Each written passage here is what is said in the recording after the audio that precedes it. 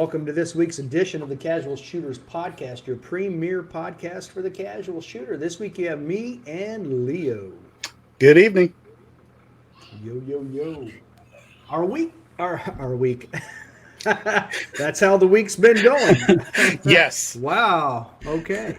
Our guest this week is actually the owner of Gun Butter. And hopefully I say his name correct. Let's bring in Mason Lichfield. Perfect. You nailed it. Boom. There we go. Well, at least that's better than my inability to speak in the first couple of sentences. All right. All right. So, Mason, if you would go ahead and take a second and introduce yourself. Awesome. My name is Mason Lichfield. I am the owner of Gun Butter. I took over, became involved about a year ago, and officially became the owner this year around January. Grew up just north of Seattle and in Colorado for a little bit. Typical childhood, played sports, school, camping, shooting, mostly trap and skeet with my dad, and then went to college. That's where things started to get a little weirder. So I'm 25 now, around age 19. Started really getting into some serious treatment for Lyme disease.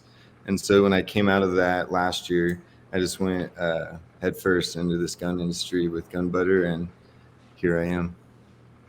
Okay. Interesting. Now, where were you at when you contracted Lyme?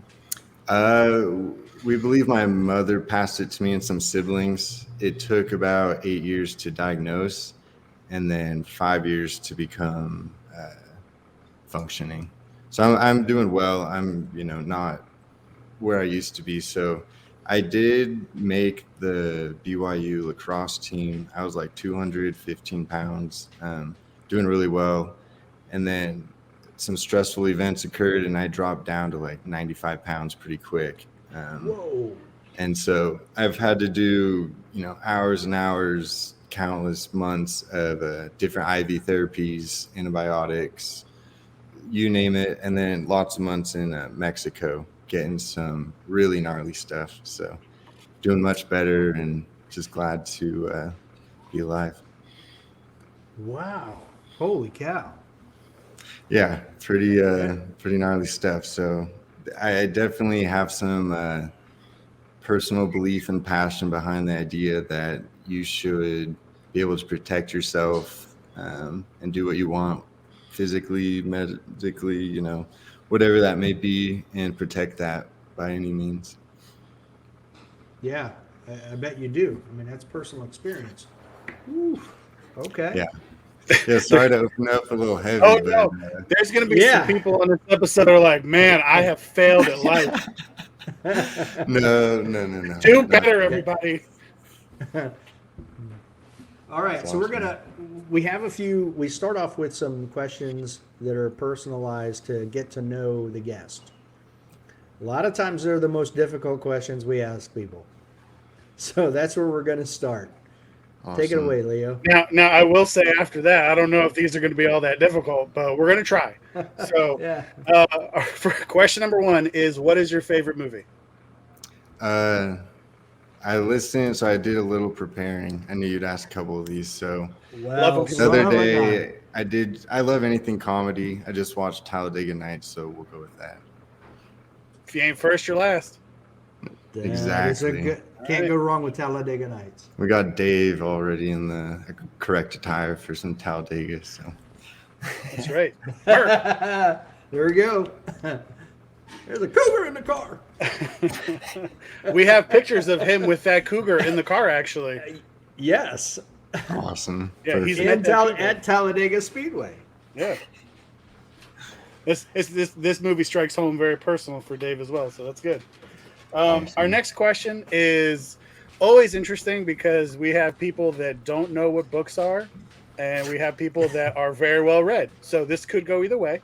But what is your favorite book? I'm not a reader at all, so Where the Red Fern Grows, probably going to be my favorite. That's a solid choice, though. Right. Yeah, I think it was the first book I read. That's It's a like the very, first book very on the short summer list. reading So, list. Yeah. right. No, I like that. That's Exactly. awesome. It's one I remember, though. So we'll count it. I There you go. tick that box. All right, so this is a Huggy special. This Chris, whose power has decided to give up on him, out in front row. So this is a hidden question, but who is your favorite superhero? Probably Batman. I think obviously it's not realistic, but the sense that it could be with, some cool technology is a little more appealing than just waiting to find out this superhero has a new power or ability or whatever it is at the end of a 2-hour movie. So I like it's a little more interesting in the action scenes, and I don't know. Yeah, Batman's I always like. been cool. The stealth and the black stuff is just awesome. Yeah, it's definitely more achievable than being Superman. Exactly. So no, I like it. All right, what do you got, Dave? All right. So now that you've gotten into the gun business with gun butter, Yep. do you have a favorite caliber and gun? Ooh, I would have to say the favorite gun I've shot would be our Nighthawk Counselor. It's just a 9 millimeter.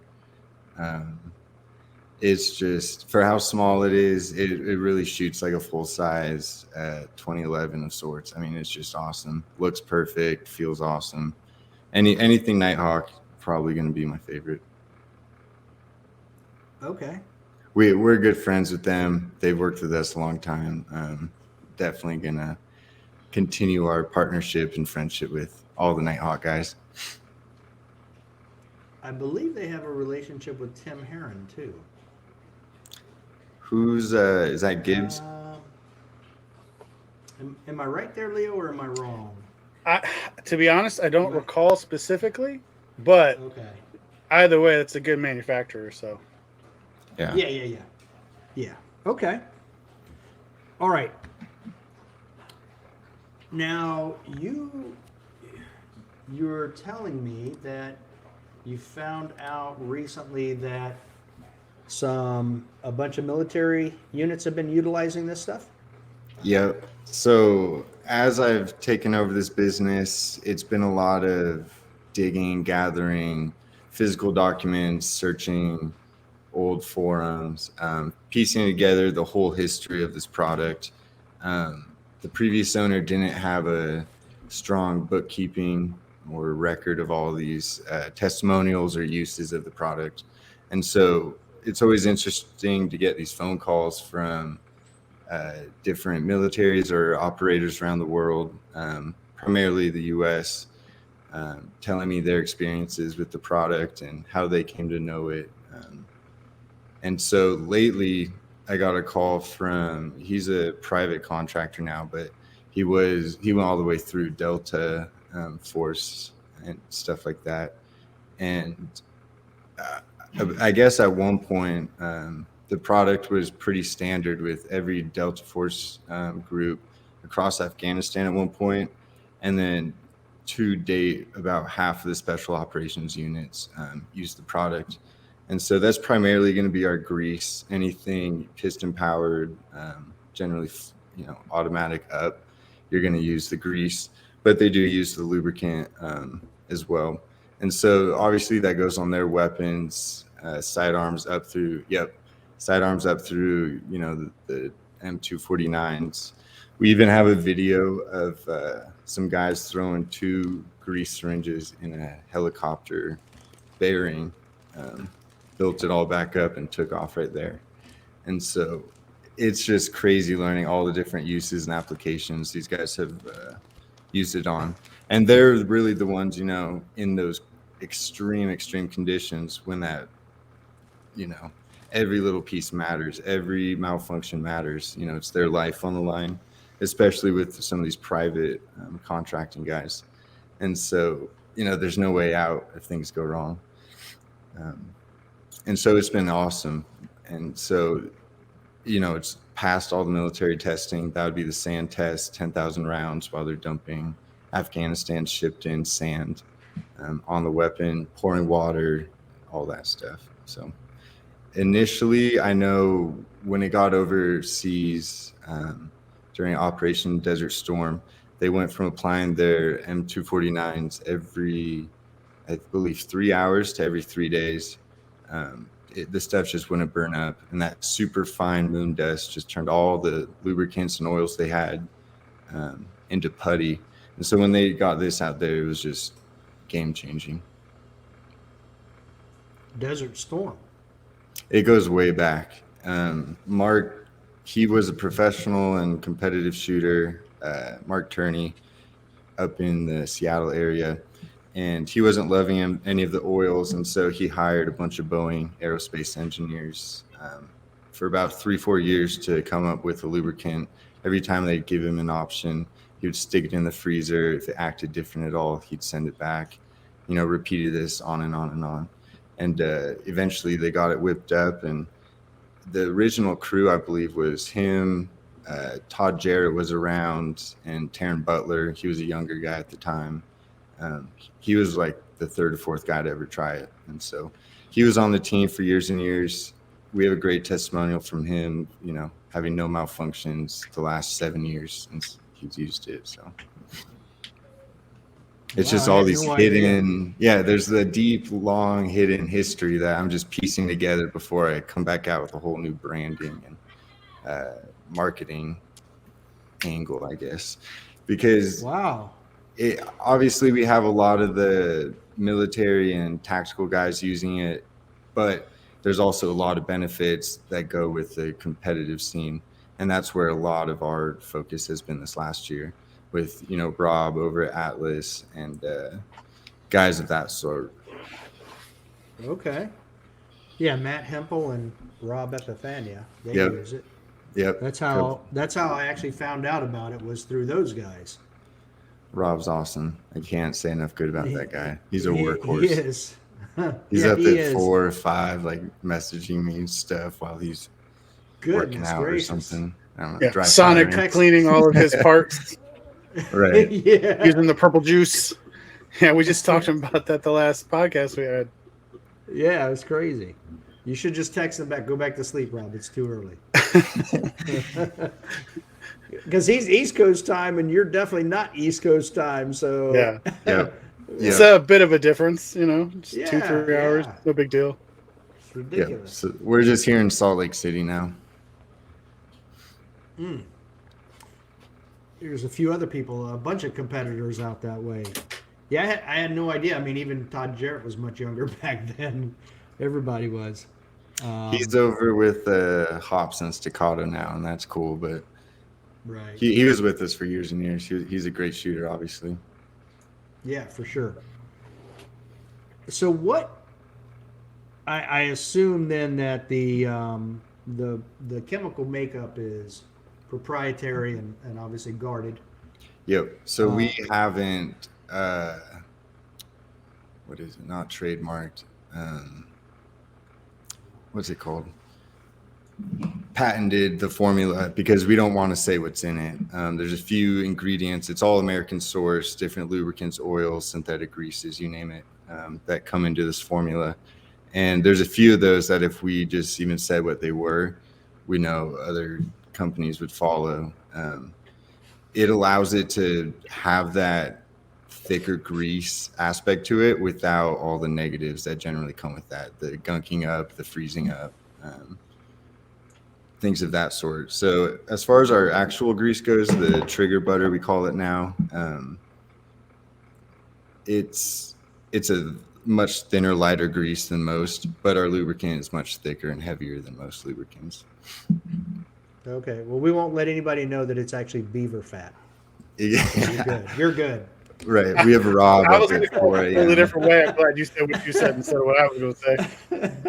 Yeah. No, we're up in the mountains early every morning hunting beaver and squeezing out their skins. Yeah, it's like when they make almond milk and they're basically just soaking almonds in water and squeezing it. That's like beaver. Yeah. That's what gives it the color. It's Alaskan beaver, though. Yeah. So it handles the cold. Yep. That's right. Yep. All right. So you had sent me some samples, and I'm curious. So We have the with the pen applicator. Yep, a lot of people call it the pen oiler. It's our quarter Okay. fluid ounce bottle, and again, all of our bottles will have a needle applicator. That's to help you, obviously get in there and pinpoint it where you want. But you really need such a small amount when you're putting it on just about any weapon system you have, unless you're military and just lathering up these massive guns. Most of it's just going to be pinpointed here and there. And even then, if you watch the Lenny McGill How to Lube a Glock or any video that he puts out, he's wiping away all the excess with the microfiber just into the barrel or the slide. So is there any difference, before we get into it too heavily, between there's a red and a black cap? Oh, no, that's just Okay. supply chain mayhem. Okay. And there's no difference between the pen and the bottle? Correct. Okay. So that's our So- 2/3 general bottle, better for your workbench. So this would last forever, almost. Yeah. So these pens last about 50,000 rounds. Depends on what gun you're shooting, where you are, who it is. Lenny will clean and reapply every 3,000 rounds. But I have some guys, if it passed military testing, that's 10,000 rounds at a time. All right. So first time you put this on, so I have some questions. The website says the best thing to do is to strip all the old oil off of it. Yep. So we don't classify this or claim this to be a CLP. There's no corrosive or cleaning properties. You can leave it on your gun, stick it on a shelf for 3 years, and it's not going to rust or erode or gunk up or anything. Great for humidity, kind of a necessity for our Florida shooters. And it's fine. I mean, you can blend it with other lubricants. I have some guys who like frog oil a little bit with it, or frog lube, just from their experience. But most people, the thing is, once it's on there, you don't need that degreaser. You won't really need a heavy CLP. 99% away will wipe away with the microfiber towel. Okay. Now, I was going to apply it to a striker fired gun, but I was like, you know what? Let me talk to him before I do this. So if I take like a gun scrubber and I spray it all out, strip it all down, where exactly am I applying this lubrication to? Right. So all the contact points, the slide rails, hammer hooks, the feeding ramp, a light coat is nice. The barrel hood, you name it. Lenny, he'll take this, super, super fine amount, just kind of rub the whole inside of the slide. So when the debris and the carbon does attach to it, it won't attach to the metal. It's still just on that fine layer of the gun butter. So you just wipe that right out. But it's not enough. It holds so well and you need so little. You'll be able to just wipe it out without any excess gunking. And it's not going to run around because you are able to apply less. And in general, it stays in place much better. Okay, so it doesn't sound like you really need to do much to clean it then once you've fired the gun? Nope. So you're good to go. Some people, the other day, so I carry a shadow system, XR, MR918. It's a Glock pretty much. And one Q-tip, not even a fancy good one, just like a soft cotton one Q-tip down the slide rails, everything's good. Throw one quick rail, takes 3 seconds. It's really quick and easy to apply, and I'm good to go. Rob, he tried it out on his Atlas. When he was cleaning it, no degreaser, just a microfiber, and it all wiped away. Okay. Now, with the grease, I'm assuming now we're talking something more along, like I would normally put grease on the lugs of my bolt for my bolt gun. Right. So on here, we say you can, we recommend on the hammer hooks, sear tips, sear spring tips, locking lugs on barrel. Um, anything that the grease can do for majority of our standard guns, the lubricant's great for. Some people, I've noticed some of our competition guys on their 3 guns, their PCCs, I believe, they throw it on the lugs, just a little dab at the very end, and that's it. Everything else, they generally stick to the lubricant. So it is interesting though. Zev, who we work with, they use this on the grease on all of their systems, including their OZ9s, in the slide rails and everything. And so we don't generally we recommend you don't, just because you don't need that thick of product on the slide, but it is possible, I guess. And everything I'm saying, I try and regurgitate, these legitimate testimonials and statements from, well-known shooters, manufacturers, whoever. I never claim to be a weapons expert, a gunsmith expert, anything like that. I really leave it up to the shooter. I know that it's a quality product. It will do its job. You can't really go wrong with it. Like, you can't apply too much or too little. Like, that's very tough to do. And so once people just experience it, try it out, whatever, it's done. I mean, the reviews and the testimonials and feedback is just overwhelmingly positive. I get no negative emails about the product. Okay. So is there any time anybody would ever need to strip that stuff off once it's been put on? It can't hurt. It might speed up the cleaning process. Occasionally, every few cleanings, I'll use a little degreaser spray of sorts, ballistol, or anything, and we're good to go. But again, majority of the time, just a rag, just your cotton swabs, whatever it is plenty. Okay.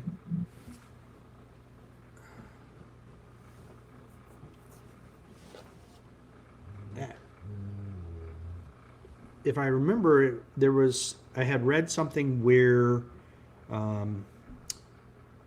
it basically lifts the carbon, the sand, and everything, and keeps it away from the Right. metal. So it's not just an oil, and it's not like a grease, it's a lubricant. So there's these different components in there. That's why it says shake well in the bottle. Every now and then, just a quick shake, 1 or 2 flicks of your wrist is good. So there's the heavier components that will get in there. That's attaching to your metal stronger. That's keeping it really smooth, really nice, everything you want. And then the thinner oil components we have, that sits on top to essentially.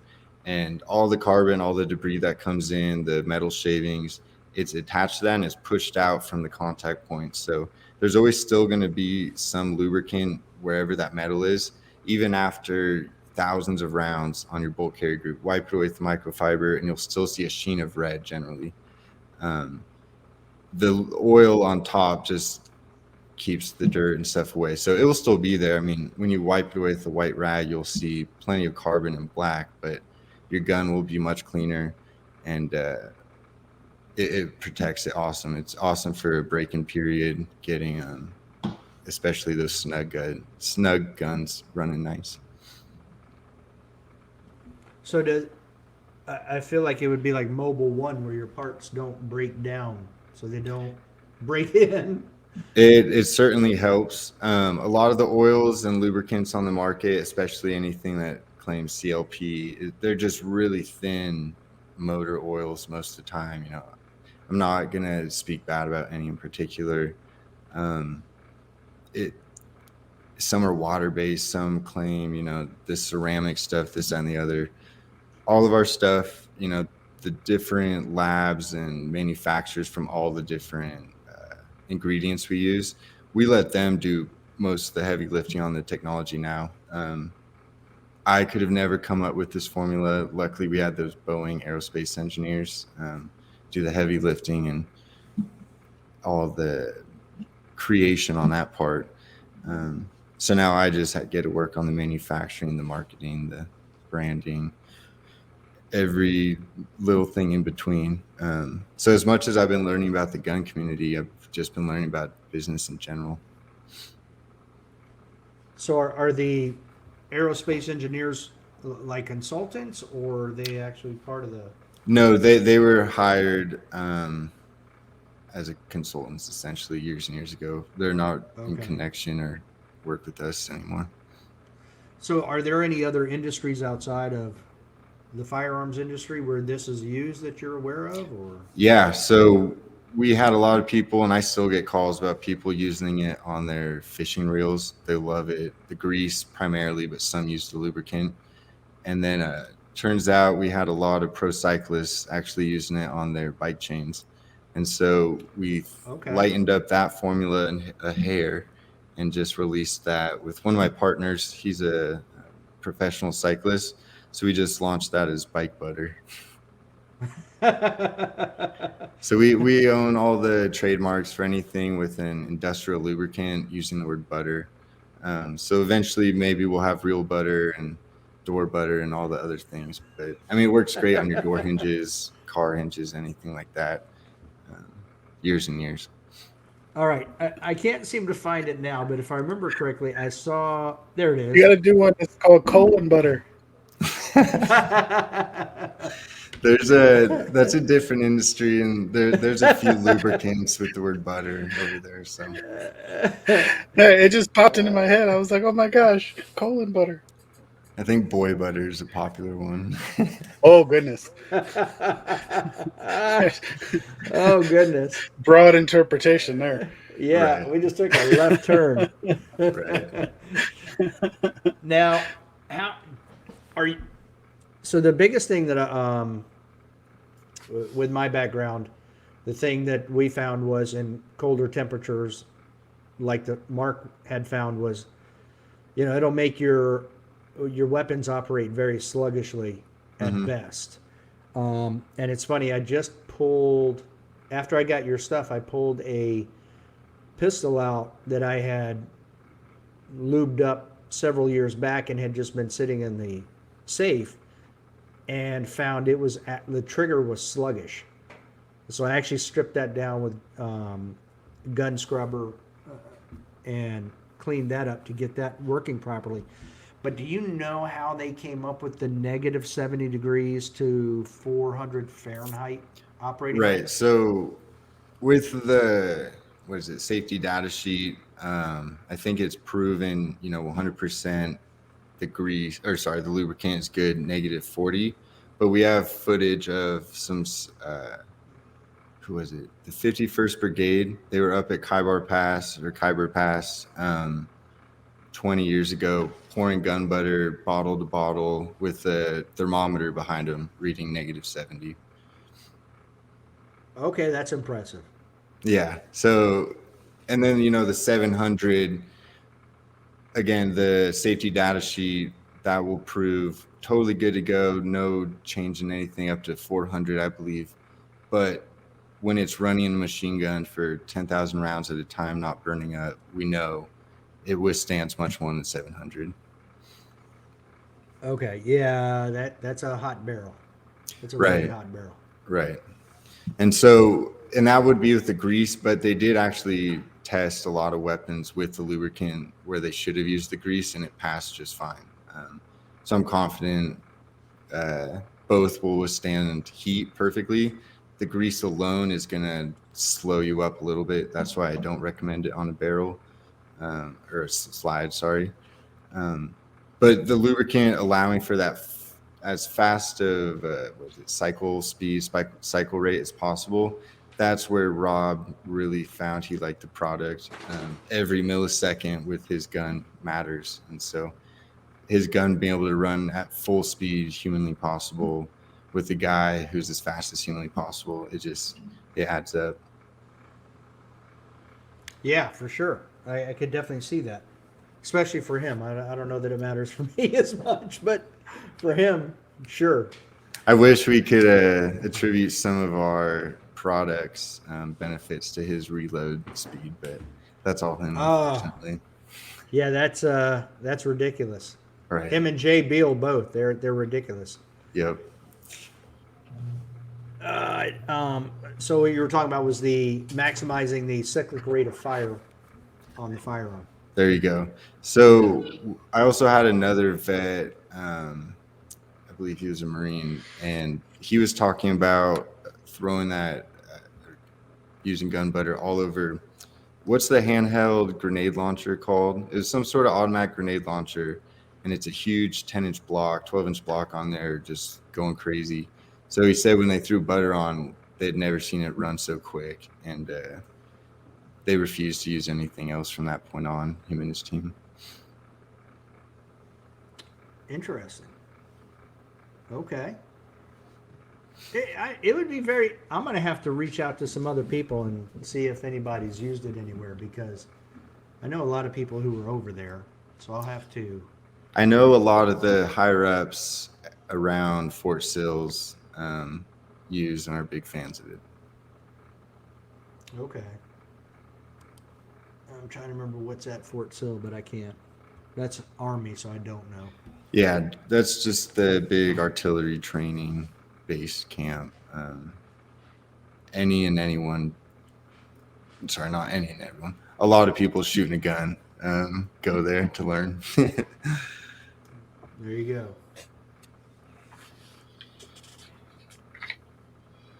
Now, someone like myself who just got it and wants to apply it to their pistol, their rifle, their shotgun, whatever the case is, Yeah. are there any tips that we should know? So for a Glock striker fire, I always just recommend Lenny McGill's video. It has 2 or 3 million views. You can skip to the last, I think it's at the 52-minute marker. He has long videos, but he gets to it after cleaning the Glock for an hour. He shows you how to apply, and especially on theirs, you just need so little. And then for a 1911 or 2011 style pistol, I'd recommend watching Nighthawk's video, and or on our Instagram page, we have like a highlight of Rob Epifania. I always say Epifania, but of him applying it on one of his atlases, I believe. So I never try and give out application advice. I leave that up to the professionals. Okay. I I mean, think Lenny's I been using the found- product longer than I've been around, so I think I found the video. Let me share my screen and you can confirm. Share screen. There it is. Allow. And does that look about right? Maintaining your Glock? yep, that would be one of them. I think he has Okay. how to oil a Glock as well. Either one of those is great, though. Okay. All right, I'll have to go in and check that out. I'll have to leave a link too so that people can find it. Definitely. And both those videos would be on our frequently asked questions page at gunbutter.com. Okay, hold on a second now. We are going. Make sure to send that to Huggy since that's his service weapon now. There you go. Is this it? I don't think that's it. Let's go there. All right, let me add this in. There we go. So there's your frequently asked question page. Correct. Just keep scrolling down a bit, and it'll be a big old video. So, is Just it how keep do I- going or no? Let's just scroll down a bit further. There's lubing the 1911. Trigger grease. Keep going past the shotgun. dealer section. Sorry. There you Oh, go. So that would be okay. Nighthawks, and then right below would be Lenny. Okay, there we go. Proper. All right, right there on the web page. Then I'll put that link in the notes. That'll work better, Perfect. and people can just go there and look. So how many 1911s do you have now, Leo? Like 700? Hold on, he's got to unmute himself. Just two. No. Just two? It's right now. It's just the two. Yeah, I had Yeah, till 3. next I now week. have 2. Oh, Man, listen. collection Sometimes. Well, I mean, decreasing. technically, if I were to buy a 2011, it wouldn't be a 1911. It would just be a 2011. But you know, it's the sometimes anniversary you just gotta, version. That's what say it is. yes. Yeah. Listen, I have a very Yeah, understanding reach out. wife and kids that don't need that much right now. They're still young. And not for nothing, technically this is for them anyways, because I'm not gonna live forever. So when I die, they get a whole bunch of stuff. So this is just future shopping for my kids. Exactly. I already have all my dad's his best weapons picked out for myself. Yeah, that's why she gets mad. She's like, "Why do you buy 2 of everything?" I was like, "We had 2 kids. Technically, it's your fault. You could have said no." Oh, that's hilarious. Yeah, it's like, oh, 308. Well, I have to have 2 308s. Like, then they can argue about which one they want. Like, oh, 6.5. Like, okay, I'll let them argue it out. One gets the semi-auto, one gets the bolt action. Like, they can figure that out on their own. There you go. Yeah. So how many siblings do you have that you have to? I have an older sister. She isn't in the fight for the weapons, and then 2 younger brothers. But now that I'm in the industry, right, they're leaning on me for all the hookups and connects. So, Of course. Yeah, for Now, other stuff, not for your dad's stuff. Like, listen, one of you is working for it. yeah, he has a nice Wilson Combat AR that I have my eyes on for sure. Yeah, it's a smart choice. So you off the air when we talked initially, you were saying that you were working at Gun Butter and then decided to buy it, to purchase Yep. it. How? I guess you were saying that you were already family friends with Mark. Yep. So I was just coming out of all that treatment stuff, attending University of Utah Online. I'd done a semester or 2 last spring, I guess. And Mark made it clear, he's like, hey, I know you guys, my brother at the time was back in Washington helping. And he's like, hey, I don't have any, anyone else to give the business to eventually. I would be interested in giving or selling it to you at one point. And so I moved home, dropped school, and just kind of went headfirst into that. So at first it was a lot of book work, figuring out stuff like that. It was pretty messy. And then improving manufacturing processes. So instead of hand filling bottles, we have somewhat of an automated system. And moving forward, we're very excited. We're moving into third-party filling and fulfillment warehouses, so I won't be in the basement all day doing that myself. So that is a huge thumbs up. And yeah, I mean, Washington. So I've spent like the most of my treatment the last 5 years was out in Utah, so I knew I had to bring it back out here. So instead of like really paying myself, I took that cash and it was an upfront down payment for the business. Then he gets his, check every month. And so I was able to kind of speed up that process and really start doing with the business as I please.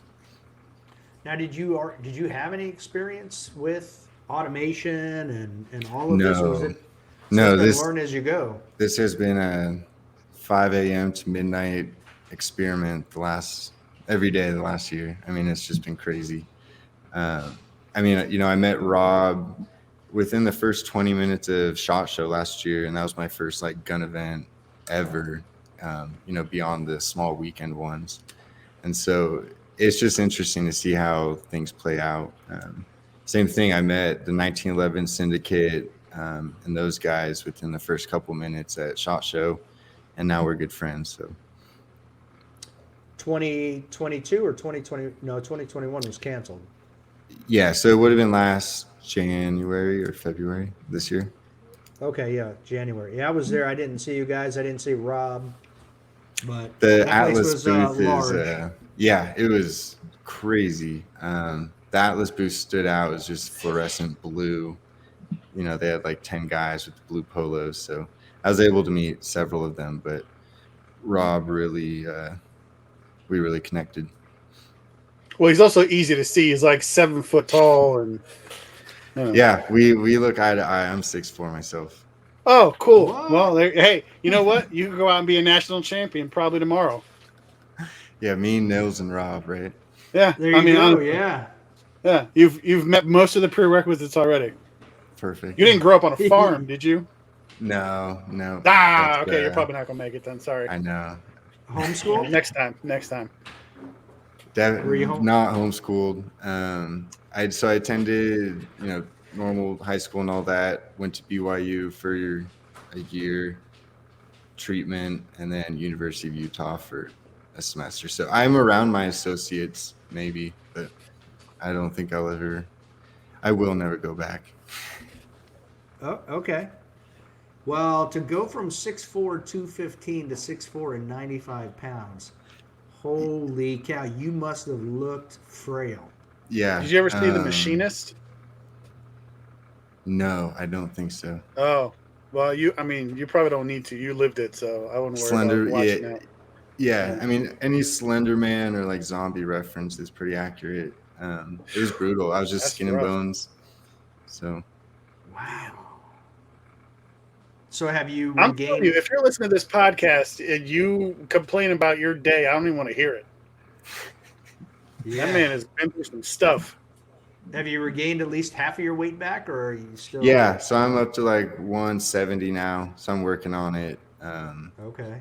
So initially at like the peak of it, it was just overwhelming pain, exhaustion, psychosis, depression, anxiety, sensitivities, you name it, just everything. Like you couldn't really get out of bed. And then now it's just kind of brain fog, and I'm tired, but nothing compared to a couple of years ago. So I was jacked up on painkillers, and I mean, I was up so many Percocets a day, and it was all, recommended by my doctor, and it was monitored and safe. I mean, I was at their clinic every day getting IVs, so it was okay, but it was brutal, man. I do not miss it. So to be able to, coming out of that, it was like I could go to school for 2 more years, see what happens, or I could go see what happens with gun butter. And this has obviously turned out to be better than ever expected. Yeah. Just opportunities and connections. It all happens so quick, and this community is super, super easy to work with. I don't do much with the bike butter side of things at all, but I see it some, and it's brutal. Those cyclists are pretty elitist. They're a confrontational very in the sticky comments. bunch. Yeah. They're Really? horrible. They are awful. They're like Any horse dude in a people. gun shop is 20 times nicer. Yeah. If you've ever met horse people, that's like bike people without the footses. Right. It's Wow. all elitist ways to spend tens of thousands of dollars to transport yourself, I guess. Yeah. On a kid's toy. Hey, listen, I'm not trying to ruin that side of the business, obviously. Buy bike butter, chain butter, whatever butter for your wheels and whatnot. Gun butter's obviously better. Yeah. Hey, if you ever if you need help gaining weight, 2 things. I can help with that. And if you ever want to start colon butter, let me know. I got you. Those are two things I can do for you easy. Incredible. I think we're good on the colon butter for now, but Listen, I'm just putting it out there. TM. Yep. We'll do it right now. Could be a separate division altogether. yeah, it is non-toxic. It's a one-man We show. are good to go. Yeah. I'll There do you it. go. It's fine. Crazy. I do get a lot of those similar butter lubricant jokes, mostly from the older Firearm audience. They love telling me those jokes at any in-person event. Do you think you'll be at SHOT Show this coming January? Yep, definitely. We're figuring out, so we have a lot of like changing partnerships and contracts, things like that. So it's hard to say at what scale we'll be there. In the least Me and my team will be walking around. We'll probably hang out with, Nighthawk, Zev, Masterpiece, and then we will be working. Our product will be on display at the Action Target booth. So if anyone wants to see it there, you can. Okay. Now, what is Action not sure Target? I'm They're yeah. they make the indoor training facilities, the really nice target systems with lights and the computerized things on the wall, as well as whole training facilities like CQBs all around the world. So I think they own Mantis as well. If you know Okay. about that dry fire stuff. Right. They're in Utah. They're big. They're really big. There seems to be a lot of stuff like that in that Utah, Colorado, Yeah, Utah's Idaho area. kind of blowing up. We have Fieldcraft right here in Heber. We have Black Rifle in Salt Lake. Christensen Arms is obviously here. Who is it? Flux Defense. Those cool little pop out SIG things of sorts. Yeah, and then Ready Gunner with Neil and Tier 1 Concealed is up the street. Wow. Okay. So it's a packed little influencer spot with lots of good shooters, lots of good manufacturers, everything. It's funny. A lot of those Okay. guys are on my gun safe. There you go. Yeah. Quality. Yeah. Yeah, there's a lot of names I recognize when you were mentioning all Yeah. of that. So, what's the next big thing for you guys then coming up? We some sort of official stuff with our government, if you will. I don't want to say things I can't Okay. yet until Okay. stuff's official, but it's moving in that direction right now. Lots of back and forth there, and then some of our most recent manufacturing partnerships would be Masterpiece Arms. So one of our shooters, David Lyle, I believe he just won South Carolina or Georgia's 3-gun, and he's an engineer with Masterpiece now. So with their new DS9 pistol line, we're partnered with them. So it's him, Travis Tomasi, and they have a whole great team over there. And Zev, we'll have some more official public stuff with them soon. And then who is it? I think that's the most exciting stuff right now. We have so many things about to be released, but I just can't say it yet. But that will be, you'll hear about it. We'll post it up. So you're trying to corner the market of the guys who reload rapidly, like Rob and Travis. Exactly. I see what you're doing. Exactly. That's just kind of how it plays out. Taking over this business and being associated with Zev and Nighthawk and some of these guys, we want to keep our brand association nice and high at that level of quality and manufacturing. So it's a fairly limited list, of people we reach out to, but it's growing. So So when you're saying then that you've got a rebranding coming up, are you just changing the look of the labels, or? So yeah, we did that. We used to have like the green labels with like a melting gold stick of butter on it. Now it's gray and just much more simple looking. Not so much that, but we'll have all sorts of polished information on the website about application testimonials. We're just gathering all that combat footage and recorded testimonials from all these different operators, and that takes time. They're all overseas or coming back, or hard to get a hold of. Do you have a time frame that you look to have that done, or when people can start looking on your site for that type of stuff?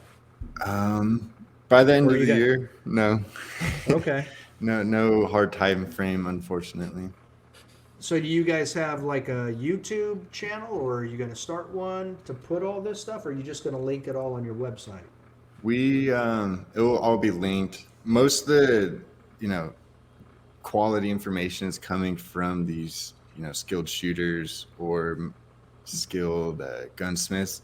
So I'd rather they produce the content and information in their full right and capacity, and then we will republish it. But when I send product out, to these YouTubers or influencers, if you will, on occasion, I don't tell them anything. I'm like, hey, if you like it, let me know, and we can work some numbers or something. But you show people why you like it. Like, is it the automatic or immediate smoothness you feel? Is it the improved easy cleaning? Is it the improved application? Do you like being able to see the red so you know exactly where you put it? There's just so many qualities and benefits to the product. I try and let everyone we work with discover them and kind of share them on their own, in their own right.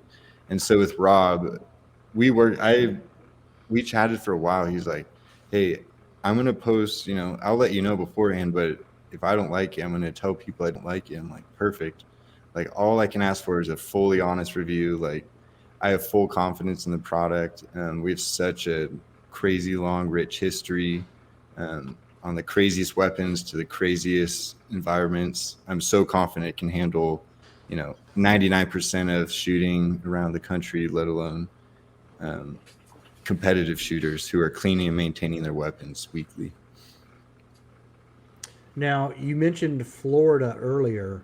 How well, for example, one of the units I was in the Marine Corps, we did a lot of amphibious operations on inflatable rubber boats. And there were times where we would have to coat our weapons in Vaseline to keep them from being damaged by the salt water. Yeah. How well does this stuff work or resist salt water?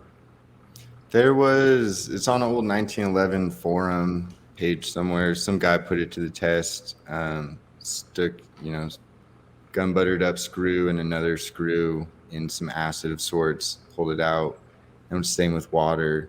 And it was perfectly protected. The other one was totally eroded. And I have hunters right now coming back. They'll douse their barrels up in these rainy days up in Washington, walking in the mud, the marsh, all of that. And it beads up. You'll see the water just bead and drip off the barrel. It does so well with water. It's, it passed the water test, and again, with that military testing. And so that's about as crazy as you'll get with rain. Okay. All right. Yeah, well, I definitely plan on making my own video with applying this stuff, so it'll definitely be interesting. That'd be great. I just wanted to talk. Yeah.